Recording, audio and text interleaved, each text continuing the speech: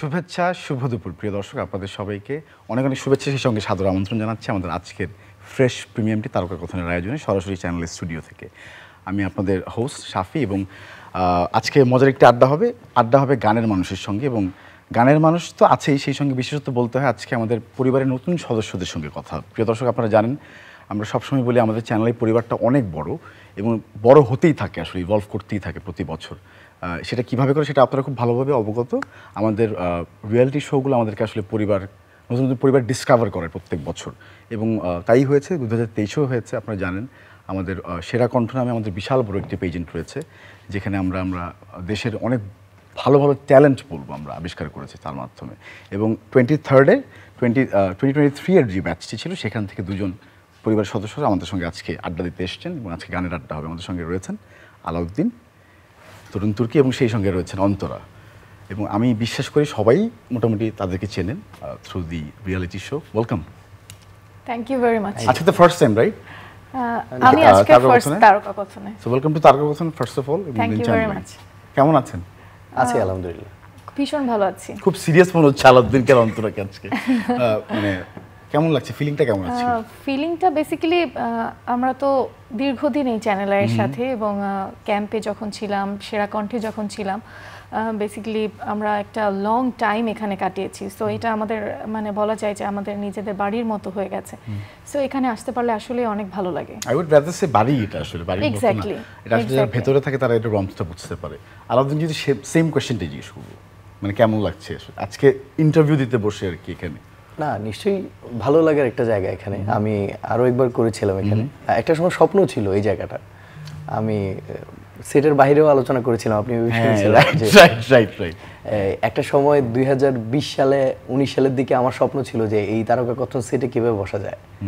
তো তখন একটা বিষয় ছিল যে একটা ভালো গান লাগবে, যেটা ভালো গানের মানুষ শুনছে এই ধরনের, অথবা কোনো রিয়েলিটি শো হলে তো অনেক বেটার। তো যাই হোক, সেই সৌভাগ্য হয়তো হয়েছে, চ্যানেলের পরিবারের সদস্য হয়ে গেছি। সত্যি গানের কথা বিশেষ করে আপনি বলেছিলেন, আমাকে মনে আছে, গান দিয়ে আসলে মন জয় করতে চান, এবং সেই রকমই হচ্ছে, সেই পথেই আপনি আছেন বিশ্বাস করি। এবং মাকে নিয়ে চমৎকার একটি গান আপনি গেয়েও ফেলেছেন, সেই গানটি সম্পর্কে শুনুন। মায়ের গান তো আসলে কোনো দিবস লাগে না, তারপর আপনি প্ল্যান করেছিলেন সম্ভবত মা দিবসে হয়তো রিলিজ করবেন, তাতে কিছু যায় আসে না, আমরা সবসময় মায়ের গানটা শুনতে পাই। যদিও মা দিবসে আমি ছাড়তে পারিনি, এই উপলক্ষে ছেড়েছিলাম। আপনার ইউটিউব চ্যানেল থেকে গিয়েছে? হ্যাঁ, আমার কিভাবে আসলে, কেন এই মায়ের গানটা কেন আসলে প্ল্যান করা হলো? মায়ের গানের প্ল্যানটা আসলে হঠাৎ করেই হয়। একদিকে হলো আমি কিছুদিন যাবত, আমার মা খুবই অসুস্থ, মায়ের লিভার ক্যান্সারে আক্রান্ত হয়েছিলেন কিছুদিন আগে। তো আমরা ফ্যামিলিগতভাবে সবাই ভেঙে পড়েছিলাম। তো সেই জায়গা থেকে আসলে মায়ের প্রতি ভালোবাসা তো আগে যেমন ছিল ঠিক এখনো তেমনই আছে, তবে আসলে মায়ের জন্য তো সবারই আলাদা একটা খারাপ লাগা ভালো লাগা সবই থাকে। তো আসলে আমার মাকে উদ্দেশ্য করে কিন্তু আমার গানটি। মা শুনেছেন তো নিশ্চয়ই? হ্যাঁ, মা শুনেছেন। মা শুনে কেঁদেছেন অনেক, কিন্তু অনেক দোয়াও করেছেন যে তুমি একদিন অনেক বড় হবে। তাহলে তো বড় হবে নিশ্চয়ই। এবং গানের প্রসেসটা সম্পর্কে জানতে চাই। গানটা তো মানে প্ল্যান করা হলে করবেন, তারপরে কিভাবে কি হলো, লিরিক্স কে লিখেছেন? এটা হলো হুট করে একদিন আমাদের সেরা কণ্ঠের শুভ, আমার বন্ধু, আমাদের শুভ, যদিও সে আমার খুব কাছের বন্ধু, শুভকে আমি হুট করে ফোন দিয়েছিলাম যে শুভ, একটা মায়ের গান করা দরকার, কারণ সবার মায়ের গান আছে, আমার কিন্তু মায়ের গান নেই। আর মিউজিক ইন্ডাস্ট্রিতে আসলে যেটা বলবো যে অনেক মায়ের গান হয়েছে, কিন্তু টেলিভিশনে গাবে অথবা টেলিভিশনে গাওয়ার মতো মায়ের গান, অথবা আমরা যারা মেলোডিয়াস গান করি, যে মেলোডিয়াস একটা গান একটা লাইভ শোতে গাওয়া, এই ধরনের গান কিন্তু খুব কমই আছে। আচ্ছা, তো সেটা মাথায় রেখে শুভকে জানালাম। শুভ বললো তুমি একটা লিরিক দেখো, আমি দেখি শুরু করে দেওয়া যায় কিনা। তো আমার খুব কাছের একজন আঙ্কেল আছেন আমার কুমিল্লা, শফিকুল ইসলাম ঝিনুক, ওনার বেশ কয়েকটা গান লিখা, বেশ কয়েকটা গান আমি গেয়েছি, যেমন ফাহমিদা নবী ম্যামের সাথে আমার একটা ডুয়েট গান হয়েছিল, হ্যাঁ। তারপরে হৈমন্তী শুক্লা ম্যামের সাথে সামনে একটা গান আসছে আমার, হারাবার আগে কেউ বোঝে না। ওনাকে বলার পর উনি আমাকে 2 দিনের মাথায় আমাকে একটা মায়ের লিরিক দেন। 2 দিনই লিখে দিয়েছে? 2 দিন, হ্যাঁ। তো আমি হুট করেই শুভরে ফোন দিলাম যে লিরিক পাওয়া গেছে। শুভ বললো তাইলে আমাকে পাঠানোর পরে ও আমাকে কোনো কিছু জানালো না। আমার হুট করে মন ছুটলো যে না আমি যাবো। শুভ বললো ময়মনসিং আসো। আমি ওর বাসায় চলে গেছিলাম, গ্রামের বাড়িতে। যাওয়ার পরে সেখানে বসেই আসলে এই যে আপনার সাথে যেমন আড্ডা দিচ্ছি, এভাবে বসেই আসলে হুট করে গিটার নিয়ে গানের সুর টিউনটা কি ওখানেই করা হয়েছে? হ্যাঁ, ও ওয়াও। আমরা জাস্ট আড্ডা দিচ্ছিলাম, এই সময় শুভ হাতে গিটার নিয়ে জাস্ট গানের টিউনটা করলো যে বন্ধু কেমন হয় দেখো তো। আচ্ছা, এখানে একটা একটা আমরা একটা কথা জিজ্ঞেস করতে চাই, অন্তরাকেও সেম কোয়েশ্চেনটাই করবো আমি। হয়তো আপনারা তো অবগত আছেন যে আপনাদের আগের জেনারেশন কিংবা একটু আগেই হয়তো যখন কোনো শিল্পী গান করতে যেতেন সেখানে একটা লেবেলের কাছে হয়তো যেতে হতো, বা label would call them for a song to deliver. এখন তো আর সেই এক্সপিরিয়েন্স আপনাদের হচ্ছেই না একেবারেই, মানে করেছেন কি লেবেলের কাছে? হচ্ছে না বলতে কিরকম তা না, হচ্ছে টুকটাক। আচ্ছা, কিন্তু এখন আসলে প্রযুক্তি ইন্ডিপেন্ডেন্ট এখন। হ্যাঁ, এখন প্রযুক্তি এতটাই হাতের কাছে যে আমরা অনেক কিছুই জানতে পারি, বা অলরেডি আমি আমার ইউটিউব চ্যানেল মোটামুটি এটাও ইউটিউব চ্যানেল থেকে, হ্যাঁ আমি আমার চ্যানেলই কিন্তু এই গানটি গিয়েছে, তা আমার ইউটিউব চ্যানেলটা কিন্তু মোটামুটি একটা পজিশনে চলে এসেছে। তো ধরেন আমার অন্য লেভেলের কাছে যাওয়ার আসলে কোনো এটা কি মানে কোনো ধরনের আফসোস ক্রিয়েট করে মানে মনে মনে? কারণ বিকজ আপনারা অনেক বড় বড় মহারথীদের সঙ্গে কাজ করেছেন, তাদের জাজ হিসেবে পেয়েছেন, তারা তো নিশ্চয়ই শেয়ার করেছেন সেই সময়। আমরা তো অনেক টেলিভিশনের প্রোগ্রাম দেখেছিলাম যে শেষ মুহূর্তে এসে আসলে আমাদের সঙ্গীত শিল্পীরা যারা সিনিয়র সঙ্গীত শিল্পীরা যারা ছিলেন অনেকেই কেঁদেছেন, লাইভে অনেকবার বলেছেন যে আসলে আমাদের শিল্পীদের কোনো রয়্যালিটি থাকে না। এটা কিন্তু একটা দারুণ কথা ছিল। তো ধরেন একটা কোম্পানি আমাদের থেকে গান নিল, সেটার রয়্যালিটির যে পুরনো যে প্রবলেম ছিল সবই কিন্তু তাদের কন্ট্রোলে চলে যায়। তারা আমাদেরকে একটা নির্দিষ্ট পেমেন্ট করার পর কিন্তু আর মানে এখন ভালো হয়েছে। হ্যাঁ, ধরেন এখন নিজের আন্ডারে চলে আসলে আমরা সারা জীবন এটা পেতে থাকবো।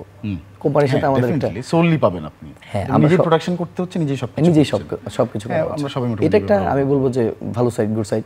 এই ধরনের এইভাবে যদি আমরা এগিয়ে যেতে পারি, আমরা বলবো যে আমরা শিল্পীরা কখনো কারোর কাছে ছোট হওয়া লাগবে না। নিশ্চয়ই। Oh that's a great thing. ইনভলভমেন্টটাও বেসিক্যালি একটা শিল্পীর থাকে, ইনভেস্টমেন্টটাও শিল্পীর থাকে এবং প্রাপ্তিটাও শিল্পীর থাকে, অ্যাচিভমেন্ট। সো এটা একটা খুব ভালো লাগার জায়গা। আচ্ছা, প্রাপ্তির কথায় মায়ের গানটা তো গিয়ে নিশ্চয়ই অনেক প্রাপ্তি হয়েছে। ইনফ্যাক্ট নিশ্চয়ই 1 বছর হয়েছে এটা চ্যানেলে উঠেছে। না, 1 মাস হয়েছে, রাইট। এবং আমরা একটু দেখতে চাই, দেখে আবার গল্পে ফিরি। নিশ্চয়ই। চলুন প্রিয় দর্শক, দেখে কি বললেন, মানে এক্স্যাক্টলি কি বললেন?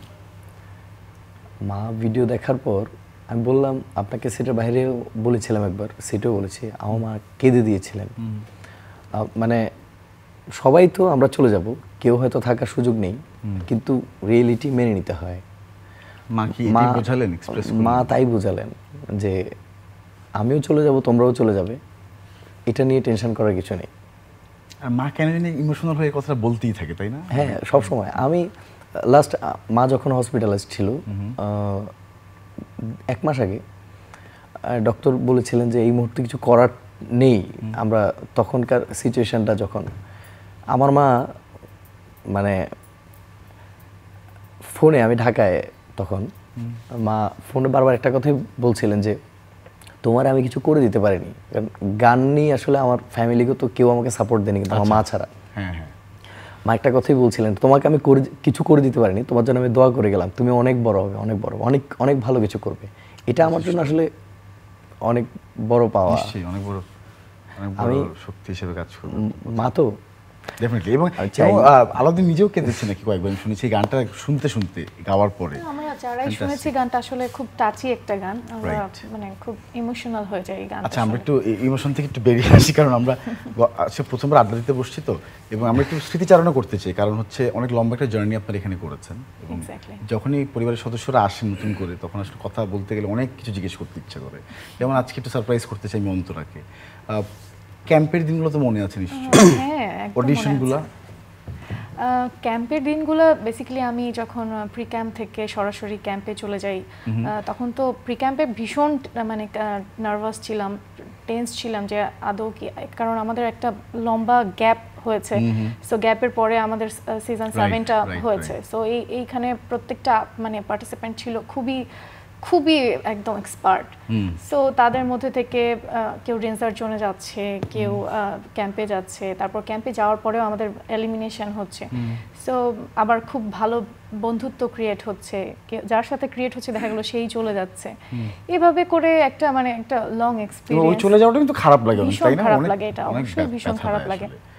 আবার যেহেতু আমরা একে অপরের সাথে কম্পিটিটরস ছিলাম, সো ওখানে কিছু রাজনীতি, পলিটিক্সও ছিল, আবার আমাদের বন্ডিংটাও ছিল খুব। আমি দেখেছি সবাই থাকে সবার সঙ্গে আসলে বন্ধুর মতো করে।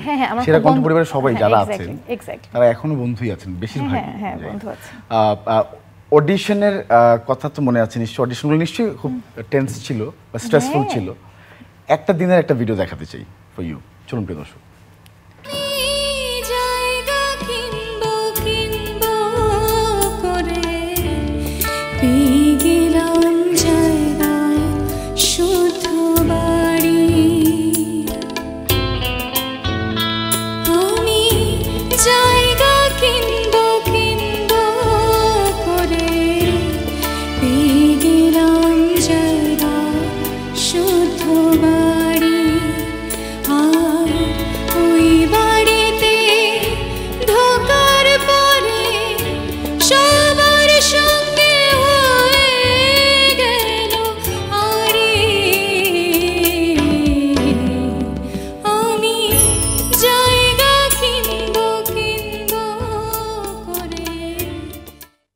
শুনছিলাম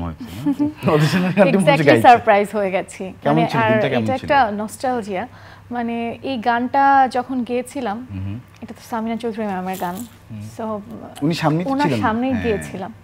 ম্যাম বলেছিল যে তুমি খুব গানটাকে রেসপেক্ট করেছো, গানটাকে খুব যত্ন করে গেয়েছো, ম্যাম বলেছিলেন।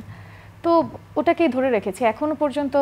যে কোনো টিভি চ্যানেল বা যে কোনো শোতে আমি স্টার্টিংয়ে এই গানটা গাওয়ার চেষ্টা করি, একটা গান আসলে এই গানটা গাওয়ার চেষ্টা করি। এবং রেজমানা চৌধুরী বন্যা ম্যাম ছিলেন, খুব প্রশংসা করেছিলেন এবং আমাকে ক্যাম্পে, সরাসরি ক্যাম্পে গিয়েছিলাম এই গানটার মাধ্যমে। সো এইটাই বলা যায় যে আমার চ্যানেলে সেরা কণ্ঠের একটা টার্নিং পয়েন্ট ছিল। আপনি মনে করেন সেটা? এক্স্যাক্টলি। ওকে, আচ্ছা, কখনোই কল্পনা করেছিলেন যে যার গান তার সামনে গাইবো এবং তিনি বলবেন যে ভালো গেয়েছেন? এটা আসলে খুব ভয়ানক ব্যাপার যে যার গান তার সামনে গাইবো, ভুল হবে কিনা, ভালো লাগবে কিনা। অনেক নার্ভাস ছিলাম, বাট গিয়েছিলাম। সুপার হিউম্যান, অনেক সাহস লাগে। আলাদিনের এক্সপেরিয়েন্স নিশ্চয় হয়েছে, মানে গান গাইতে হয়েছে, কি হয়েছে, কোন কার সঙ্গে হয়েছে, কোন জাজ ছিল সেখানে, মানে গাইতে হচ্ছে তার গান তিনি ভালো কমেন্ট করেছে, এরকম হয়েছে কিনা? ভয় পেয়েছিলাম গ্র্যান্ড অডিশনে, প্রথম যখন ঢাকায় প্রথম অডিশন হয়। আমি তো চট্টগ্রাম থেকেই, যেহেতু আমার বিভাগ চট্টগ্রাম থেকে আমি ঢাকায় আসি। গ্র্যান্ড অডিশন যখন ঢাকায় হয়, আমি গান সিলেকশন করেছিলাম সামিনা ম্যামের আমার বুকের মধ্যেখানে। তো এই গানটা আরও কয়েকজন গিয়েছিল গ্র্যান্ড অডিশন, আমি দেখলাম। সামিনা ম্যাম এত নিখুঁতভাবে দৌড়ছিলেন যে এই জায়গাটা এই হচ্ছে না, এটা এই ভুল হচ্ছে। তখন আমি অনেক কনফিউজ হয়ে গিয়েছিলাম যে আমি গাবো কি গাবো না, নাকি গান চেঞ্জ করে ফেলবো। সাহস করে গাইলাম। গাওয়ার পর সামিনা ম্যাম বলল যে তুমি প্রত্যেকটা নোট, প্রত্যেকটা সুর এত সুন্দর করে গিয়েছো, আমি আশাও করিনি। এটা অনেক বড় পাওয়া। শুনেছিলেন ঠিকঠাক? আচ্ছা, ওকে। তো তখন আমার মধ্যে মানে আরো সাহস বেড়ে গেল, কনফিডেন্স পেলাম। তারপরের পর্বগুলো তো অনেক ভালো হয়েছে। সাহস, সামিনা ম্যামের সামনে গান করা তো অনেক কঠিন একটা ব্যাপার, যে যারা একসময় স্বপ্ন ছিল যে তার সামনে গান করব, তার সামনে তাকে দেখবো সরাসরি, সেটা গানের মাধ্যমে হয়েছে, সেরা কণ্ঠের আসরেই হয়েছে। আসলে এটা সৌভাগ্য। পরে তো সন্তানের মতো হয়েছে, এখন তো সন্তানের মতো। বেসিক্যালি আমরা শুরুতে আমরা খুব মানে একটু ভয় পেয়েছিলাম, বাট পরে আমরা এত ক্লোজ করে নিয়েছে আমাদের বিচারকরা। আমি বুঝতে পারি। এবং আমি আপনাকে একটা সারপ্রাইজ দিতে চাই, অবশ্যই একটা ক্লিপ দেখাতে চাই, চলুন প্রিয় দর্শক দেখি। ভীষণ ভালো লাগলো। ভালোই তো লাগার কথা, কারণ এটা লাস্ট কবে দেখা হয়েছে ভুলেও গেছেন, এত কাজ করতে। হ্যাঁ, অনেক আগের, যদিও সেই 23 সালের প্রথম দিকের গান এটা। বাট এই স্মৃতি তো কোনোদিনও ভোলার না আসলে। না, এটা কখনোই ভোলার না। এই জায়গাটা তো স্বপ্ন সবার। চ্যানেলের পরিবার কেমন লাগে আসলে এখন? চ্যানেলের পরিবার যে এত আন্তরিক, এটা আগে কখনো বুঝতে পারিনি। পরিবারের সদস্য হওয়ার পর বুঝতে পেরেছি। শুরুর দিকে তো এসে মনে হচ্ছে না কি জানি কি একটা হবে, তাই না? তখন তো মনে হয়েছিল যে আসলে সেরা কণ্ঠ হওয়ার পর কি আসলে ওরা ভালোবাসে কি না, আমরা সবাই। কিন্তু আমি আসলে কৃতজ্ঞ, চ্যানেলে আমাদেরকে নিয়ে বারবার কাজ করার চেষ্টা করে এবং আমরা যখন চাই আমাদেরকে তখনই সুযোগ দেয়। এটা অনেক বড় পাওয়া। ডেফিনেটলি আমরা সবাই শিখি। এবং আমি একটু সামিনা ম্যামের সঙ্গে যে কাজটি করেছেন সেটা একটু কথা বলতে চাই। খুব সুন্দর একটি গান হয়েছে, আমরা ফামিদাপার সঙ্গে, রাইট? সেই গানটি একটু কথা বলতে চাই, কিভাবে হলো আসলে কাজটা? এটা হলো সেরা কণ্ঠের ঠিক আরো আগে। উনি অ্যাপ্রোচ করলেন আপনাকে? উনি তখন দেশে বাইরে ছিলেন। আচ্ছা, ওকে। আমি তখন রেগুলার টেলিভিশনে গান করি, লাইভ করি বা বিভিন্ন গানটা নিয়ে কাজ করি। আমার গুরু শ্রদ্ধেয় গোলাম সারোয়ার স্যার, জি, তার কাছে আমি তার সান্নিধ্যে গান করি আমি। তিনি একদিন বললেন যে তুমি ফাহমিদা আপার সাথে একটা গান করো। তাই বললাম এত গুণী মানুষ আমি ওনার সাথে গান করবো, এটা কি হয় নাকি কখনো, আর উনি গাবে কি না এটাও তো একটা বড় ব্যাপার। তো শফিকুল ইসলাম ঝিনুক, আমার যে আঙ্কেলের কথা বললাম কুমিল্লার, উনি লিরিক দিলেন।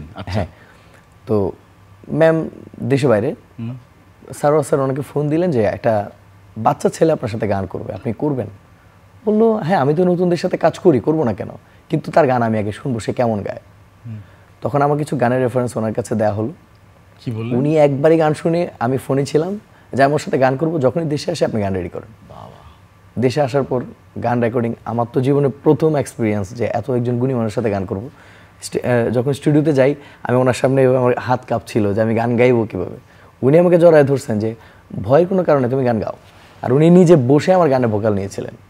তখন আমার একটা গানের উচ্চারণ ভুল ছিল, ফুল ফুল আমি বলতাম ফুল, অনেকেই ভুল করে কিন্তু এটা, রাইট? আমি ফুল বলতাম, যে ফাগুনে তুমি নেই ফ প ফ, এই উচ্চারণটা উনি আমাকে, এই ক্লাসটা আমারও হয়েছে, উনি আমাকে গান গাওয়ার সময় আমাকে আটকায় দিয়েছেন যে আলাউদ্দিন এই তো তা না, তোমার উচ্চারণ ঠিক করতে হবে।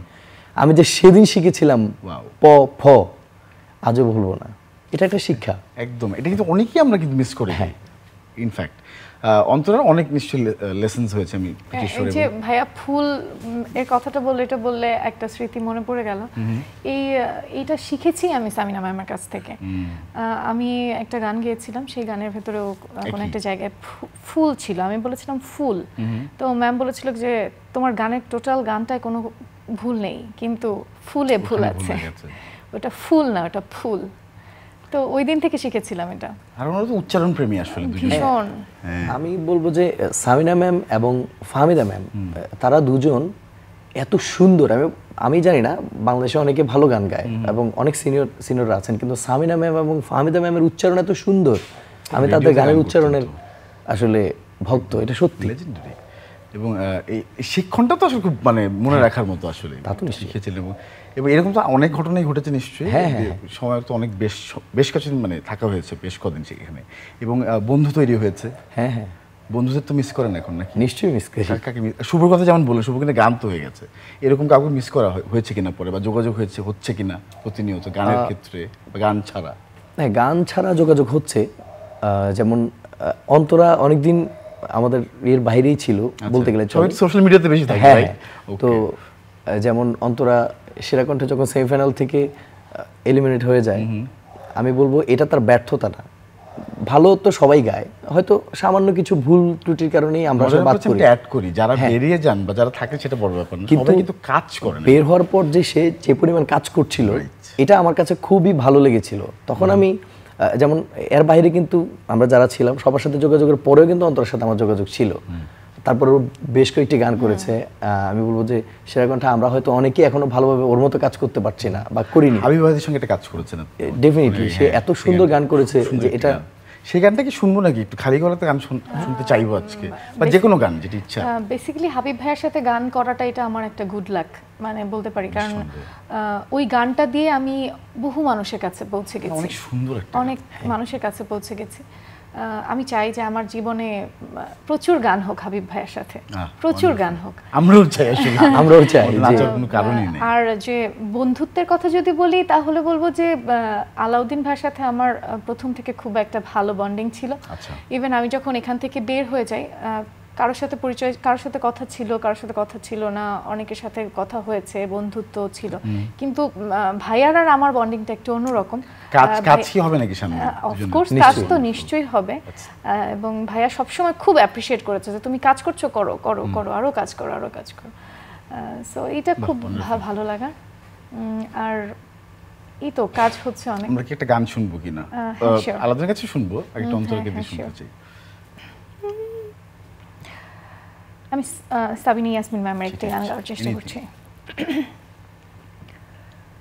তুমি আমার মনের মানুষ, মনের ভিতর,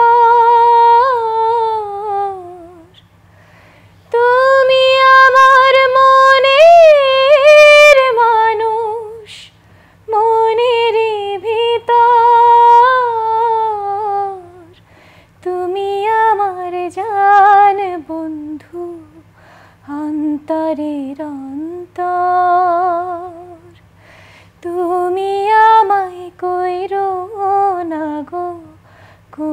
কোনোদিনও পর। তুমি আমার মনের মানুষ, মনের ভিতর। তুমি আমার মনের মানুষ, মনের ভিতর। তুমি আমার জান বন্ধু, অন্তরের অন্তর। তুমি আমায় কইরো না গো কোনোদিনও পর। তোমায় এক নজর না দেখলে পরে পরাণ আমার পড়ে। দেখলে পরে দুই নয়নে তৃষ্ণায় আরো বাড়ে। সামনে আমার প্রেমের সিন্ধু, পাই না তারে এক বিন্দু। সামনে আমার প্রেমের সিন্ধু, পাই না তারে এক বিন্দু। হায় রে আমি অভাগিনী, পিপাসায় কাতর। তুমি আমার জান বন্ধু, অন্তরের অন্তর। চমৎকার। তুমি আমায় কইরো না গো কোনোদিনও পর। আরো আগে থামাতাম, কিন্তু গানটা এত সুন্দর গেয়েছেন, থ্যাংক ইউ ভেরি মাচ। অন্তরকে অনেক ধন্যবাদ। এবং আমরা শেষটায় চলে এসেছি একেবারে। আমরা শেষ করবো আজকের আয়োজন। প্রিয় দর্শক, আজকে আড্ডা মাত্র শুরু ছিল, আগামীতে আরও নিশ্চয় তাদেরকে পাবো, আড্ডা হবে আপনাদের সঙ্গে, আপনাদের সামনে। সেই পর্যন্ত ভালো থাকবেন, সবাই সুস্থ থাকবেন। আজকে বিদায় নিচ্ছি, শুভেচ্ছা রইল সবার প্রতি।